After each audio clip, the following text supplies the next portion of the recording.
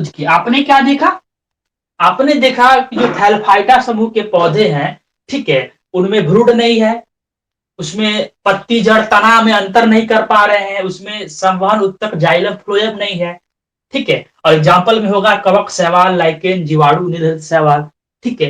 लेकिन यहाँ पे देखिएगा कि जो इधर करेंगे कवक, ठीक है, क्योंकि थोड़ा थोड़ा आपने इनके बारे में पढ़ा है, ठीक है, जो क्लास किए हैं थोड़ा थोड़ा इनके बारे में पढ़ाया गया है।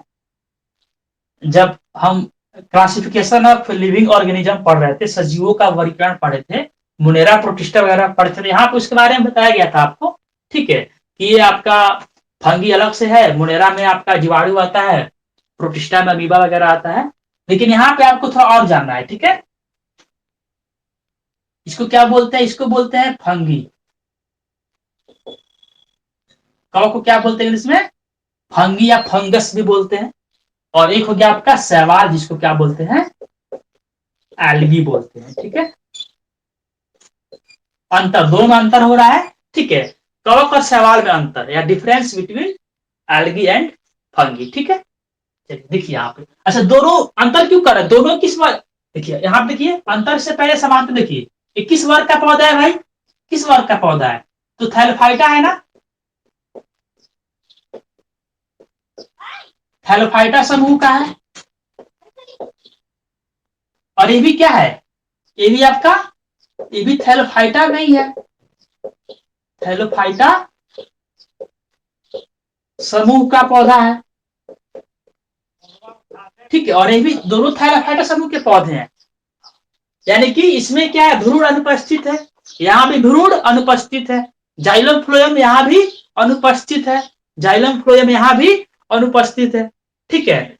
जड़ तना पत्ती में कोई अंतर नहीं है, स्पष्ट नहीं है कि जड़ कौन है, तना कौन है, पत्ती कौन है, यहाँ भी ऐसी बात है, ठीक है। निम्न जाति के ये भी है, काफी मतलब निम्न वर्गीय है। तो ये तो सब समानता हो गया, लेकिन हम अंतर देखने वाले हैं, ये तो आपने पढ़ ही लिया, लेकिन अंतर देखिए क्या है, एक ही समूह के होने के बावजूद, ठीक है, इन दोनों में काफी अंतर है, ठीक है। देखिए अंतर की बात ये छोड़ दीजिए, ठीक है, ये तो हो गया आपका, ये है, ठीक है। अंतर की बात, पहला पॉइंट देखिए यहाँ पे, अंतर देखिए क्या है कि कवक, देखिए कवक का क्या होता है, सेलवाल की अगर हम बात करें, एक बात कर लेते हैं, इसमें भी सेलवाल है। कवक में क्या है, चलिए थोड़ा कमेंट कीजिए, थोड़ा आप जानना चाह रहे हैं कि क्या कवक में सेलवाल होता है, क्या कवक में कोशिका भित्ति होती है कि नहीं होती है। देखते हैं, बहुत मतलब कि लॉजिकली सवाल है, ठीक है, बहुत आसान सवाल है, देखते हैं इस पे ध्यान किसका जाता है। क्या अजय यादव बोल रहे हैं होती है, और लोग कमेंट कीजिए, क्या कवक में सेलवाल होता है, होती है, और कार्टिन की बनी होती है, बिल्कुल सही, ठीक है। और शैवाल में देखिए सेलवाल होता है, पढ़ाया गया आपको, कवक का सेलवाल होता है, ठीक है। इसमें जो सेलवाल है, सेलवाल इसमें सेलवाल, तो कवक में सेलवाल है। अब बताइए कि सबका स्पष्ट है, कवक में सेलवाल है और शैवाल में, अब कमेंट करना है क्या शैवाल में भी सेलवाल है, थोड़ा कमेंट कीजिए, ज्योति कुमारी कमेंट कीजिए, सचिन गुंजन सब कोई कमेंट करे, अंजलि कुमारी कहाँ गई, हाँ अंजलि कुमारी भी है, राकेश कुमार कमेंट कीजिए, क्या शैवाल में भी सेलवाल है कि नहीं है।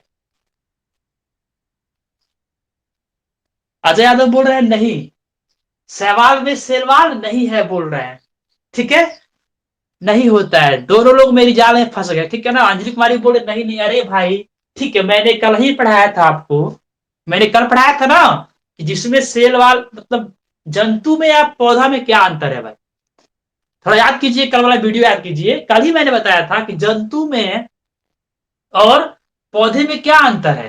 भाई जंतु में सेलवाल नहीं होता है और पौधा में क्या होता है, सेलवाल होता है, ठीक है। तो हम पौधा ही पढ़ रहे हैं ना, हम क्या पढ़ रहे हैं, हम जो भी अभी पढ़ रहे हैं, हमारा टॉपिक ही क्या है, हमारा टॉपिक ही है क्लासिफिकेशन ऑफ प्लांट्स, हम पेड़ पौधों का ही वर्गीकरण पढ़ रहे हैं, ठीक है। तो सेलवाल कैसे नहीं होगा भाई, प्रिंस कुमार होता है, और ये पादप वर्ग में होता है, बिल्कुल सही, पादप वर्ग ही पढ़ रहे हैं ना, तो इसकी गलती मत कीजिए, ठीक है ना। होती है बिल्कुल होती है भाई, यहाँ भी होगा वहां भी होगा।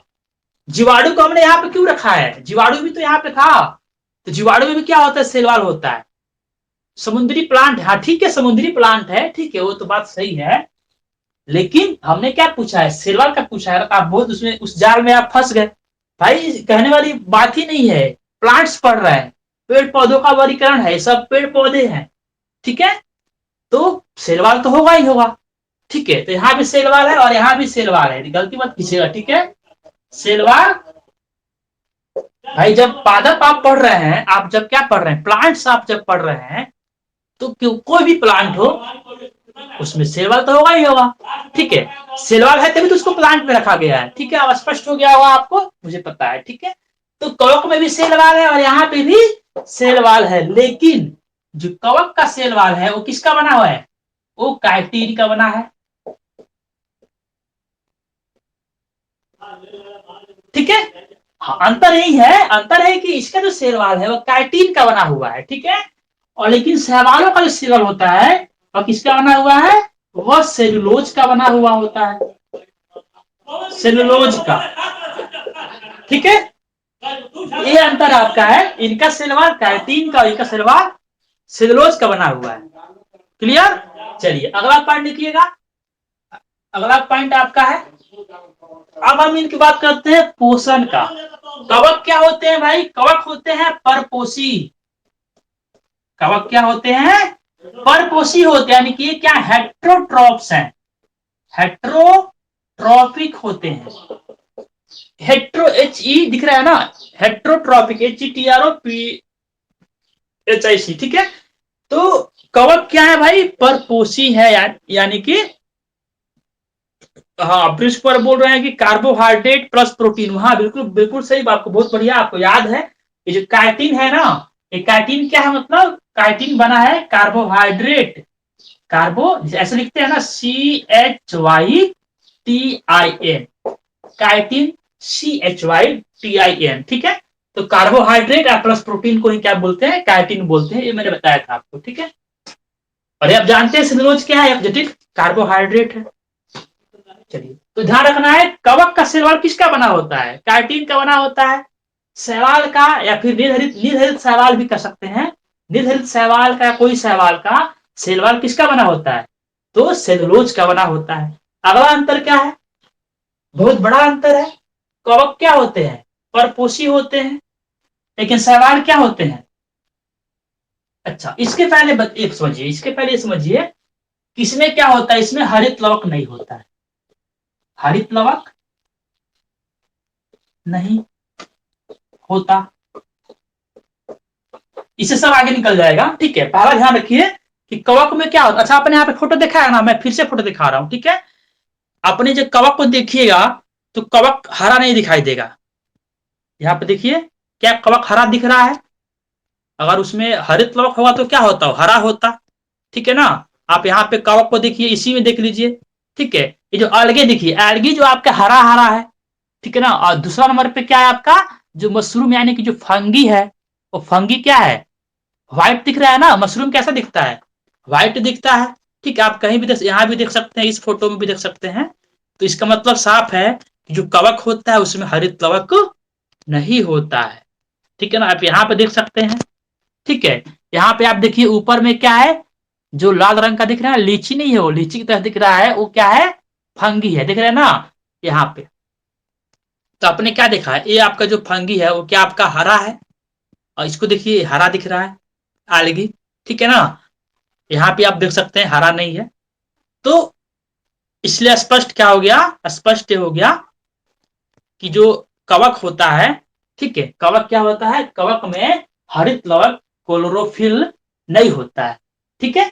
लेकिन एल्गी में क्या होता है, इसमें हरित लवक होता है, हरित लवक होता है, ठीक है ना। इसमें क्लोरोफिल क्या है, क्लोरोफिल अब्सेंट है, यहाँ पे क्लोरोफिल क्या है, होता है, प्रेजेंट है। चलिए अब आगे आपको बताइए भाई, जो हरित कवक ही नहीं है, कवक में क्या है, हरित कवक ही नहीं है, तो क्या है, प्रकाश संश्लेषण करेगा, क्या ये प्रकाश संश्लेषी होगा, प्रकाश संश्लेषी नहीं होगा, ठीक है ना। इसमें जब हरित कवक ही नहीं है, बिल्कुल बिल्कुल नहीं होगा, जब हरित कवक किसी पौधे में अगर हरित कवक ही नहीं रहेगा तो प्रकाश संश्लेषण ही नहीं होगा। ठीक है, तो हरित कवक इसमें नहीं होता है, अतः क्या आया, फोटोसिंथेसिस नहीं करेगा, प्रकाश संश्लेषी नहीं है। ठीक है, और ये क्या होगा, ये होगा ना भाई, इसमें हरित कवक है तो क्या करेगा ये प्रकाश संश्लेषी है, प्रकाश संश्लेषी है, अर्थात प्रकाश संश्लेषण करता है और अपना भोजन बनाता है। ठीक है, तो जब ये अपना भोजन बनाएगा तो ये क्या हो जाएगा आपका, ये हो जाएगा स्वपोषी। ये क्या हो जाएगा, स्वपोषी है। देख रहे ना, मैंने क्यों पहले कहा, ये ध्यान रखिए, हरित कवक है, जिसमें भी हरित कवक होगा तो प्रकाश संश्लेषी होगा। ठीक है, और क्या होगा, स्वपोषी होगा, क्योंकि प्रकाश संश्लेषण अपना भोजन खुद बना रहा है, और जिसमें हरित कवक ही नहीं है तो प्रकाश संश्लेषी नहीं होगा। ठीक है, तो अपना भोजन कैसे बनाएगा, तो भोजन क्या होगा, नहीं बनाएगा। जब भोजन नहीं बनाएगा तो दूसरों पर डिपेंड रहेगा, तो क्या बोल देंगे उसको, उसको बोल देंगे परपोषी। क्या बोलेंगे उसको, परपोषी है। ठीक, यानी कि हेट्रोट्रॉप्स है, हेट्रोट्रॉपिक है। और ये क्या है आपका, ऑटोट्रॉपिक बोलते हैं इसको, ऑटो मतलब स्व, ऑटोट्रॉपिक। देख रहे हैं ना। चलिए, तो कितना अंतर है, बहुत अंतर है कि नहीं है। सेलवाल इसमें भी है, इसमें भी है। ठीक है, लेकिन ये कार्टिन का बना है और सेलुलोज का बना है। इसमें हरित कवक नहीं है, उसमें है। प्रकाश संश्लेषी नहीं है, प्रकाश संश्लेषण नहीं करता है, वो करता है। ये भोजन खुद नहीं बनाता तो परपोषी है, वो खुद बनाता है तो क्या है, स्वपोषी है। और देख लीजिए, फिर खत्म कर रहे हैं। 1 2 3 होगा ना, 1 2 होगा ना, 1 2 3 4। ठीक है, अगर देखिए यहाँ पे और भी अंतर आपका है। देखिए कवक जो है ना, देखिए अंतर अब नहीं है, जो कवक का अध्ययन होता है क्या होता है, कवकों का अध्ययन क्या कहलाता है, कवकों का अध्ययन क्या कहलाता है। देखते हैं किसको कौन बताता है, कमेंट कीजिएगा। स्टडी ऑफ, दोनों का अध्ययन आपको जानना है। कवकों का अध्ययन क्या कहलाता है, माइकोलॉजी, बिल्कुल सही। ठीक है, माइकोलॉजी, जो माइकोलॉजी होता है, ठीक है, उसे क्या होता है, माइकोलॉजी मतलब क्या होता है, कवक का अध्ययन। Study of fungi is called mycology. उसी प्रकार से इसको भी जान लीजिए, जो शैवाल का अध्ययन क्या कहलाता है, फाइकोलॉजी। शैवाल का अध्ययन क्या कहलाता है, ये कहलाता है फाइकोलॉजी। ठीक है, तो देखा आपने कि दोनों चूंकि थैलोफाइटा समूह के पौधे हैं। ठीक है, लेकिन इसमें विशेष प्रश्न बनता है, सीधा पूछ लेगा निम्न में कौन, हाँ ये बहुत ज्यादा पूछा जाता है, फाइकोलॉजी और माइकोलॉजी। ठीक है, दूसरी बात ये सब पूछ सकता है, कवक का कोशिका किसका बना होता है, इसमें हरित कवक होता है नहीं होता है, प्रकाश संश्लेषी होता है नहीं होता है। ठीक है, तो आप इसको देख लीजिए, नोट कर लीजिए। ठीक है, यही इसमें था। लगभग ये क्या हो गया, खत्म हो गया आपका। आगे हम लोग पढ़ेंगे क्या, अगला हमारा क्या है, ब्रायोफाइटा है। ठीक है, तो उसको हम लोग अगले क्लास में पढ़ेंगे। ठीक है, आज के लिए इतना ही। ठीक है, जल्दी जल्दी कमेंट कीजिए। ठीक है, आप आराम से वीडियो पढ़ा रहेगा, देख लीजिएगा, नोट्स बना लीजिएगा। ठीक है, अब बुक से पढ़िएगा तो बहुत दिन लग जाएगा। कवक में भोजन ग्लाइकोजीन के रूप में होता है। ठीक है, देखिए कवक में भोजन ग्लाइकोजीन के रूप में होता है। ठीक है, ये कवक तो क्या बोलते हैं सर, आज आप स्मार्ट लग रहे हैं। अच्छा अच्छा, ठीक है, यानी कि ठीक है, हम तो आप लोग को देख नहीं रहे हैं कि आप लोग की पढ़ाई करें। ठीक है सर, क्लास आईडी ग्रुप में डाल दीजिए। क्लास आईडी ग्रुप में तो डाला ही, हरदम डालते रहते हैं, इसमें कौन सी बड़ी बात है। क्लास आईडी तो ग्रुप में हरदम डालते रहते हैं। ठीक है, जुड़ना है तो जुड़ेगा लोग, फिर से डाल देंगे, कोई बात नहीं है, फिर से डाल देंगे। ठीक है, ये कवक में भोजन क्या रहता है, ग्लाइकोजन के रूप में स्टोर रहता है, ऐसा कुछ तो नहीं है। आप कवक पर पोषी होते, दूसरों पर डिपेंड रहते हैं। ठीक है, और आपने पढ़ा है ना, कवकों से क्या होता है, कवकों से तो बीमारियां भी होती है ना। ठीक है, यहाँ पे देखिए भाई, हाँ एक कंसेप्ट और समझ लीजिए, जैसे मैंने कहा था कि जो परपोषी होगा, ठीक है, जो दूसरों पर डिपेंड रहेगा वो बीमारी फैलाएगा। कहा था कि नहीं कहा था। अगर समझिए कि कोई दूसरों पे आश्रित है, जैसे मानिए कि कोई आपका दोस्त है, ठीक है, आपका दोस्त आप पे डिपेंड है, हर चीज आपका यूज कर रहा है। ठीक है, आपका बनाया खाना खा रहा है, आपके कपड़े पहन ले रहा है, आपके जूते यूज कर रहा है, ठीक है ना, आपके परफ्यूम यूज कर रहा है। ठीक है ना, जैसे कोरोना, बिल्कुल सही, कोरोना तो देखिए, कोरोना वायरस है, कोरोना भी क्या है, परपोषी है।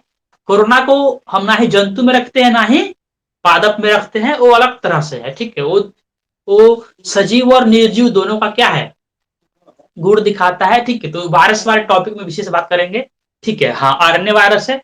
हाँ, मैं क्या बता रहा था आपको कि देखिए यहाँ पे आपको बता दें एक और बहुत बड़ा अंतर है, ठीक है। चूंकि ये परपोषी है, कवक क्या है आपका, ये परपोषी है ना, ठीक है। तो जो मैंने कहा था जो परपोषी होगा वो क्या करेगा भाई, वो क्या करेगा, रोग फैलाएगा। तो ये रोग कारक भी है, रोग कारक सब नहीं। जैसे मान लीजिए कि यहाँ पे क्या है, जैसे मान लीजिए कि आप कभी है ना जो मशरूम था, अभी आपने देखा जो मशरूम था, तो मशरूम तो रोग कारक नहीं है भाई, मतलब मशरूम, मशरूम से और हमारा क्या संबंध है, ठीक है। तो वो नहीं है, सभी कवक की बात नहीं कर रहे हैं, ठीक है। ठीक है, वायरस छोड़िए, अभी वायरस छोड़िए, रेट्रो वायरस क्या हो तो सब छोड़ दीजिए, ठीक है। वायरस का टॉपिक है आप पढ़ चुके हैं, ठीक है। हम यहाँ पे क्या बात कर रहे हैं समझिए। मैंने कहा कि जो कवक है या कोई भी चीज है, जीवाणु है, विषाणु है, या फिर कवक है, या फिर प्रोटोजोआ है, जो परपोषी होते हैं वही न रोग फैलाते हैं। जो मनुष्यों पर आश्रित रहेंगे वो क्या करेंगे, मनुष्यों में रोग फैलाएंगे। जो पेड़ पौधे पर आश्रित रहेंगे वो पेड़ पौधे में रोग फैलाएंगे। जंतु पर रहेंगे जंतु में फैलाएंगे। यानी कि जो परपोषी होते हैं तो वे भोजन के लिए दूसरों पर आश्रित रहते हैं, तो जिसपे आश्रित रहते हैं उसमें रोग फैला देते हैं, ठीक है। तो भाई बताइए एक बड़ा अंतर क्या है, कवक क्या है, परपोषी है, तो ये रोग कारक भी है, कवक से रोग होता है। लेकिन ये क्या है, शैवाल क्या है, शैवाल तो स्वपोषी है, ये किसी अन्य पे निर्भर नहीं है, यह क्या है, यह रोग कारक नहीं है,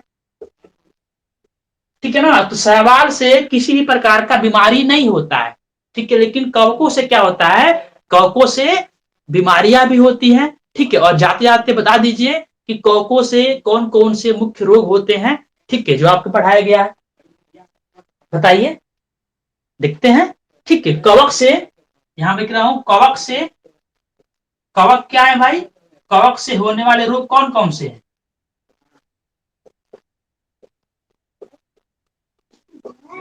कवकों से होने वाले रोग कौन कौन से हैं, आप क्या क्या जानते हैं भाई, ठीक है। दमा है, बिल्कुल सही, दमा भी है, ठीक है सर, यही एलगी, गंजापन, बिल्कुल गंजापन भी है। हाँ, और बताइए, और मेन चीज बताइए, ठीक है। एथलीट फुट, बिल्कुल सही, हाँ एथलीट फुट भी है। दाद खुज खास, ठीक है, हाँ बिल्कुल सही, आप अच्छा बता दिया आपने, यही सब चीजें, ठीक है।